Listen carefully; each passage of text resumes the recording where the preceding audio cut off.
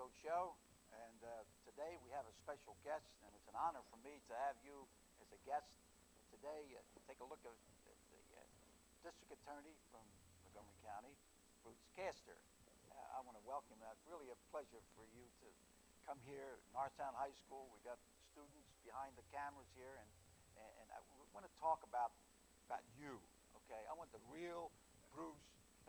Okay, and the district attorney, the top law enforcement officer of Montgomery. That's a powerful position, really, and you handle it good. You got a lot of class, even you could finish being DA, you could be a movie star, okay? And but really, I like you got class, and that's very important, and that's you don't lose that. But I want to talk about you. I want to talk about you and your family. I want to know, really, that's what it's all about. A good man, a good surrounding. Tell me who you are. That's. Now tell me, you're married? Yes, I'm married. Tell me about your kids and all. Right. Well, I'm very proud of my family, as you alluded to. My wife Elizabeth and I are celebrating our 15th wedding anniversary on the 23rd of this month. And 23rd. 23rd Of September. Right? October 23rd is mine. Okay. Your wedding anniversary? But yours would be a little bit more than 15 A little bit, years. yeah. A lot more candles. But and our son is almost 13 years old. He's in the 7th grade. We live in Lower Salford, and our daughter is 11, and she's in the 5th grade. And they're a lot of fun. Bruce, our little boy, he's quite an athlete. Plays baseball and football. How about boxing? You're going to teach him how to. Well, I thought I'd bring him down and let you handle it. Yeah, well, just good to learn how to defend himself anyhow, Most of my bobbing and weaving is Yeah, not in a that's right, courtroom that's or right. with reporters. You bob and so, weave, slip and slide, And Yeah, our but daughter's very studious, likes to read Right. a lot, and they're very nice kids. Elizabeth has been with me throughout my career, really, and seen me climb the ladder in the DA's office and Right. have to deal with all the political stuff, and been quite a steadying influence in my life. So Right. I'm very pleased with the way that's things great. turned out. That's great, and your dad, when you have your father right with you, helping you out, I guess, he's like a role model in a way. I shook hands with him one time up at York. We did a county detectives conference, but I never got into conversation. But tell me something about your dad. Everybody's proud of their dad. Tell me something about him. Well, I'm proud of both my parents. My mother and father have been tremendous role models for me growing up. I mean, you and I actually worked together in the DA's office. Right, I know right. that you're too modest to remember or to say that on the program, but when you were in the DA's office, you saw the way we like to do things there. We focus on doing what's right and doing what's right for the right reason, and understanding the difference between right and wrong is an important thing. And my parents were very careful to teach me those things. Right. They sent me to church, and they tried to bring me up, the right way. And during that time, when my mother would stay home with us and make sure that we did our homework and, Right. and wore clean clothes and all that other stuff, my Right. father was a lawyer and still is a lawyer in a law firm in Philadelphia. And now he's 75 years old. He's going to be retiring this year. 75. I got 5 years on him. Yep. And he, in fact, has agreed to an appointment as an assistant district attorney. Will No be coming kidding. to work in the That's DA's great. office That's great. at the end of the year. I don't want to hear anybody say, "Oh, he's hired his relation." I don't want to hear that. Man, if you can get your dad to come and work with you, man, that's something. That's Well, great. he's been a lawyer for 50 years, so I guess Right. he's probably learned a Right. thing or two, and he's not being paid. He's not accepting any salary, so Oh, I doubt wait. anybody's going to be complaining about that. And, he gained a tremendous reputation Sure. in the law, and because of that, he's willing to use that experience to help the citizens of Montgomery County. It's good for a young district attorney can lean over to a guy that's, how many years has been practicing law? 50 years. 50 years. It's the same thing with a police officer, a rookie cop. Talk to the veteran. You get somebody, hey, what's the story? What's that certain, you learn a lot. Like President Truman says, what's new? The history we haven't read. See? So it's important, and I think I think it'd be an asset to have someone. He gives you the father image, because a lot of DAs are young, out of college and all, so you can't afford to pay them a lot of money, right? Right. Am I right? That's one of the problems, right? Well, we have difficulty keeping people for a very long time. I mean, there are probably 300 applications for every time we have an opening for assistant DA, because it's a very popular job to have, Yeah. and it's a great place to work. The people that I work with are really outstanding. Yeah. They do a tremendous job. But what happens is these folks out of law school with a couple years experience, 3, 4, 5 years experience, they get married, they want to start families, Right. and the public service doesn't pay enough to be able to keep a family in most instances. So they move on, so then we have to train new people. So it's nice to have somebody with a lot of experience in there, to backstop us. Well, you're getting quite a bit of experience, legally, politically, and I think that's important for the day's going to come when you're going to move up and up and up. I think that's everybody's goal to go in a higher office. And how many more higher steps are there? You don't run for president of the United States, but if they're going to, who is it? You wouldn't want to pick a guy because he's good looking. You'd win. Whoa, there's no problem. But you got that. That goes along with it. So now, as a chief law enforcement officer of Montgomery County, you oversee, and you can step in if you see a town that's having problems. You can turn around and say, "Hey, I want to help you." Okay, maybe you just can't give your county detectives that you can do them that's helping as far as undercover work and sophisticated wiretap and stuff like that. But you can oversee and maybe give them a helping hand on if they're doing something wrong, not wrong as far as against the law, but maybe to build it up a little bit. What do you think? What are some? I saw in the paper where you said you're going to help Norristown in some way because Norristown naturally is undermanned and they got some problems, daily mounting problems. So tell us what some of the things you have in mind. Well, as district attorney, I have a responsibility to all of the citizens of Montgomery County, and there are 750,000 people who live here. 750,000. People don't realize that Yeah. Montgomery County, if it were a state, there'd be 5 states smaller in terms of population. If it were a city, it'd be the 14th largest city in the nation. It's a big place. Naturally, we need to divide our resources and our attention where it's needed. Obviously, in the more rural parts of the county, we don't have as much of a problem with street corner drug dealing and people knifing and stabbing and shooting each other. And in other places where there's more concentration of people, we do have those problems. Now, here in Norristown, and I know that your heart is in Norristown, and you've been a tremendous cheerleader for the town over the years. Here, I see that we are developing into some problems that need to be addressed. Right.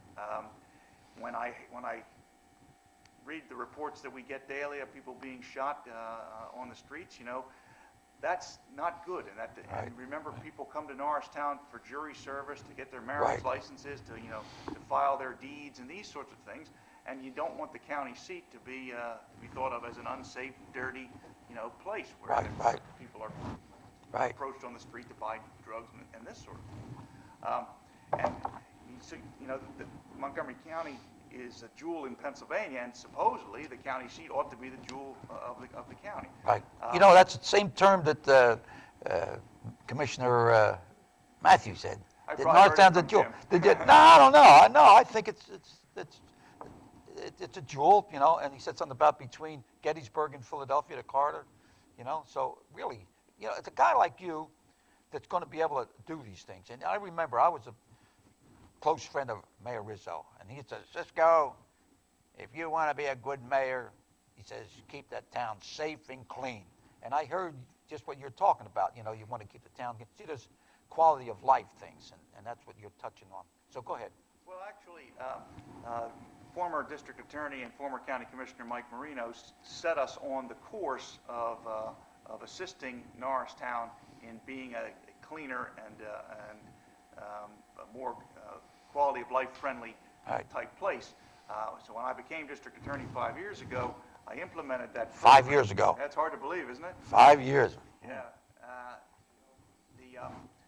I implemented that program called the CLEAN program, where we partner up with Norristown Police, and back then it was with the sheriff and code enforcement people and people from the prison and the probation and these sort of things to try to attack quality of life crimes.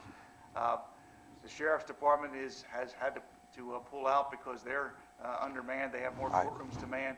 The Norristown police have had officers retire. They haven't Right. been able to replace them. So we're taking a larger burden in this area.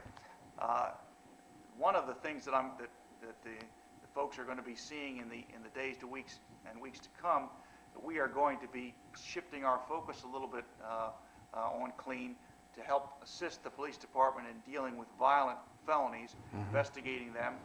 We've sent the district attorney's drug task force into Norristown Borough to deal with open-air drug dealing. I've spoken with the state police captain. He's going to be stepping up aggressive patrols in Norristown. All of these things are designed to make it too hot for criminals to Right, operate. right. Now, one of the things that is particularly concerning to me is the proliferation of gun crimes. And I spoke with the United States Attorney, Mr. Meehan, down in Philadelphia, and we have arranged... He's a federal. He's the federal prosecutor, Right. my counterpart in the federal system, and we have agreed that one of my assistants will be designated as a special assistant United States attorney, and he will prosecute gun violent crimes that are committed in Norristown, but take them to federal court where the sentencing is very, very high. Right. And I have put that guy, his name is Assistant DA Todd Stevens, I've put him in charge of the clean program in Norristown.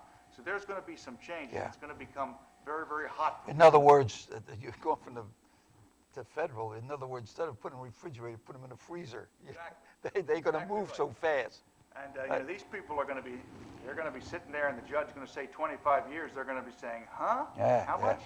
I've had it with this sort of Yes. thing. I met with the police chief and the detective lieutenant last week, and I said, what can we do to help you out here? And my detectives are going to be assisting in investigations where people are injured.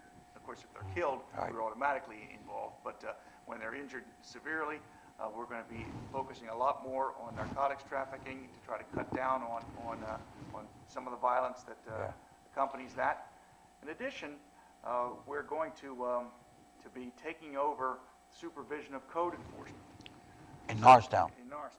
Now, that would be what, like one of your That will DAs or? Well, that'll be under clean. Clean is about to. Well, you got the clean, you got the weed and seed and. Well, yeah, weed what- seed is part of is the In other words, you the weed, you take part. out the crime, and what are you putting in there? Well, the seed that's somebody else's department. That's the quality of life stuff. Right. Okay. The weeding is our Well, department. okay, That's part of clean. Clean stands for Combined Law Enforcement Agency Network. In other words, a bunch of. but law it's enforcement strictly agencies working strictly together. law enforcement, right? Strictly law But enforcement. that's the seed bit. Do you think that's not hitting on all cylinders or what? I don't know. I You mean, don't- Okay. when you're in law enforcement, you got to focus on what our job is. Well, the people on West Marshall Street, the business, they asked me as an ex-cop, I said, hey, maybe you can help us out on safety. I said, oh, I'd see what I do. So I said, I'm not a police officer anymore, but like I say, I have some ideas and pass them on. And I'd like to see something where, I like to see, let's put it this way. A district attorney maybe should be more visible. Not that I'm saying you're not, but I'd like to see you one of these days, not one of these days, any days, walk down, up around Marshall Street, around the, different places, and be, what I say, we want to swim, you got to get in the water. You get to know, not only, because a lot of people see you on TV, and say, oh, I see you on TV, but to see it live, So I think that's that quality of life. And I said, well, I'd like to do whatever I can. And I think I'm going to touch base with the county and find out what we can do, help the police. Because certain things, cops can't do everything, okay? But the social problems, that's not the policeman's job, in my opinion. So, but I think what you're doing, and that's what you're paid to do. And I see you're enlarging, you're asking for help. It's nothing like just standing and say, that's well enough alone. You're willing to move on. Now, another thing that comes under maybe your jurisdiction, I see about 15 guys walking over to pick up little pieces of paper. It's nice, But I would like to be in charge of that detail just for 1 week. I give them a broom, I give them a mop. They see the steps on City Hall. I mean, not City Hall, but the courthouse. They're marble-like. There wouldn't be nothing wrong with scrubbing them once in a while. But I'd like to see them do more than just picking up little pieces of paper. Can that be done? Give them a broom or so, a little bit more. Boy, there's some dirt. Just 1 week, hit some alleys and street. You know what I mean? Especially going up DeKalb Street, going on a highway, 202. People coming through Norristown to see a lot of dirt. But then you got to work with the people to not throw the stuff out. Right. I mean, the problem that we have is we send people through to pick up the trash, and a couple of days later, it's back again. And it's discouraging to me. I mean, the trash picking up, that's part of the community service program for people who get caught Does drunk that come driving. under weed and seed deal? No, that's a regular court-ordered, usually for drunken driving. Oh, yeah? In other words, And we do that throughout the county. but the judge just tells them, get on that there. But nobody's really given the... No, we have guys that do that, but remember, we have to do it throughout the county. People, Yeah. I get calls from commissioners and supervisors, and councilmen all over the county. Can you send the trash guys up to come pick up this trash in our Oh, okay. place? So you got to remember, I'm spread kind of thin there. Well, what are some of the new things? Anything else that you're coming up with? I know you got a terrific staff. I know I'm a former county detective. I know Chief Vance. Great guy, and all your staff. I mean, I'm proud of them, and I know that I travel around this country quite a bit because I'm involved with international police and county detectives, and also I speak with the National Council of Juvenile Court Judges and get around. And I'll tell you, people have to go out of Montgomery County and just, they come back, they'll be proud of what we have. Even the Juvenile Detention Center, Go ahead. Montgomery County is a great place to live, and the law enforcement setup is as good as you can have anywhere, and perhaps better than most places. I mean, as you mentioned, the county detectives, which are the only county-wide police jurisdiction force that we have have about 45 people in that division now. And 45. we have between the detectives and the investigators. Detective, yeah. And what we do is, in a major case, obviously I can send detectives out to run the show, and it sort of depends where something would happen. If you have a major criminal event in, say, Lower Merion or Abington or Cheltenham, these places have their own detectives that can work with us to solve the crime. But if you have a major criminal event in, Schwenksville or Lower Frederick, where there's only a couple policemen, now we can go over and flood it with officers, forensic people, and that kind of stuff to get the job done. So it's a matter of partnering up where needed and actually running the show where needed. That is a great setup because in most local communities, my experience is the people like to have their own police force. They like to know the officers. They like to be able to complain to the township manager or the township commissioners. And You're not involved in any county police department, right? No, I'm totally opposed to that. Well, look, in my years, I remember a couple district attorneys were, they almost got assassinated. No, I think that's a bad idea. Yeah. But then when we're needed, we're there and we can do the job. Now, where we sort of shine, I think, is in narcotics, major narcotics. Undercover, undercover work, wiretapping, and also in homicide investigations. I haven't looked at the statistics in a while, but the last time I looked, since 1993, we'd solved 90% of the murders in this county. The national average is 60%. Yeah. So, I mean, that's pretty good, and I spent most of my career doing homicide cases, and we rarely lose a homicide case. I mean, we might have lost a couple in the last 10 years. Very rare. No, you got a good staff of following up. That case over in Bridgeport, where at their Marine having a funeral. I was so glad to see, and I talked to a couple of the Bridgeport cops and the county detectives, how they, really follow up on that. I just presented citations to the Bridgeport cops for that case. That was the case where the Marine who was killed in Iraq, his home was burglarized by these two bozos, and boy, how irritating is that? I mean, the very weekend that. But the stuff they stole, they went and hocked. Sure. And then you would be able to follow up, and from there. That's police work. Yep. Okay. Oh yeah. See, and that's only just on a small, but you do that more often, But here it's hit the newspaper because it was big case. Sure, we do that all the Right, time. but this all the was a time. case- That was Right, a case right. that got a lot of attention, Right. and as it should. I mean, that's nonsense. And, Sure. you know, and my exact words to the assistant prosecutor in that case is these guys are to go to jail for as long as we can put them there. Right. It's just, you know, it's unbelievable. Right, and I think, to tell you the truth, they have to protect them when they're in there too. You know, you take a prisoner that molests a kid or it's a bad guy. When he goes in prison, they got to protect him because the prison, bank robbers and guys, they don't like child molesters. They'll beat him up, So you have to protect them, Well, there's certain justice to that, isn't there? Well, it's, in other words, you got to just keep bobbing and weaving. Now, I remember Chief Vance when I was with Norristown Police, and he was a county detective, and they were always called. Now, I don't know if it's still standard procedure on any murder, the police departments call the county detectives, yes. okay? And I remember the Scotland Yards. They tell the local police, if you don't call us within certain many hours, don't bother, because they want to be right there so you don't mess up the case, I guess that's a thing here, I guess, right? Well, they call us, it is within my power to direct that happens, and it does happen. Yeah, I mean, yeah. We're called any time that there's a possibility of a homicide. We've expanded it beyond just murders to homicides that involve automobile crashes Yeah. and that sort of thing. Because no matter how you slice it, a case that involves somebody being dead is different than any other case. Right, I mean, right. people who are victims of other crimes, they can recover, they can get counseling, they can get restitution, but dead is forever, and therefore those cases always have to be treated differently. Ladies and gentlemen, my guest today is Bruce Castor, who was a district attorney in Montgomery County, and we'll let you know something about what goes on in the courthouse. It's a big stone building, right? But a lot of work behind it, okay? And Bruce,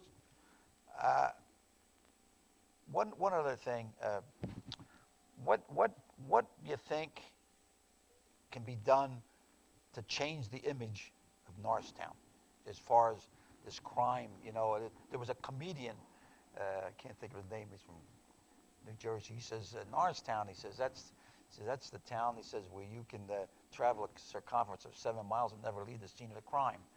So, and it was like a joke, But I think with the way you're handling it, and I think you can be the person to change the image of Norristown, the county seat. And I think some of these things you're touching base with the state police, touching base with the federal. I think that's important. And I think. Well, that's what we intend to do. There are a number of powers and things that we can bring to bear that need to be coordinated and done under the umbrella of a single person, and that's why I put a very aggressive assistant DA in charge of this. The things that we need to do. We need to make Norristown not a place where criminals feel comfortable doing their deed. That's right. In other words, That's they right. go to jail for a long time. Let your offense be your defense. Sure. And what you want is, you don't want these guys getting arrested and they're out on bail right away. So when they violate the law again, Right. people are saying, well, the guy was just locked up. Well, my assistants are going to file motions to revoke their bail. I'm going to use the grand jury and subpoena people before the grand jury who know information of crime and won't tell us.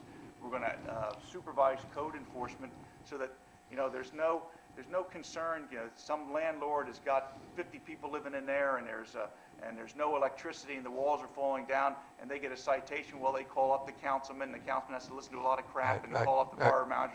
Well, they can call me up because I don't want to listen to any of that crap. Right. My assistants will prosecute those code. And I think some politician would rather have that because they're stuck with it. Nobody ever calls me and asks me to do anything wrong. Right. See, now that's that's good. Well, that's what we're going to do. I mean, right. And the guys that are working on this detail, their standard refrain is, you don't like it, call the district attorney. Well, you know what, Hank? Nobody ever calls. Yeah. And now there's Well, not you gonna- want them to call, right? No, I don't want them to call to complain to me. I mean that our guys are writing code violations for them. I mean these. No, wait, run up by me now. I want the public can call me and complain. Yeah, okay. But people who are committing the violations who are used to being able to. Oh, yeah, in other words, you're not going to have to, that hand's not over this way, right? None of that. Now you get this way. And this is what the borough wants. I mean, they have asked us to take over supervision of code enforcement because they Good. don't want everybody bugging them. What's wrong with doing everything right? And you pull all these little things together. You pull the grand jury, you pull bail revocations, you pull aggressive patrol, you pull code enforcement, you pull Right. the federal things with gun That, violations. that's quality of life. You pull all That's those things in together. a roundabout way, you know, it's affecting people. And you know, you start arresting these landlords who rent uninhabitable Right.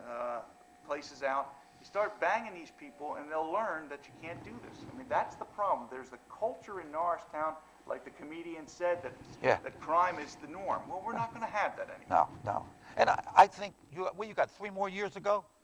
How many more years to And then I district can run attorney? for re-election, too. Yeah, but I'm saying, you got 3 years. Wow, we're gonna worry about it like 3 years.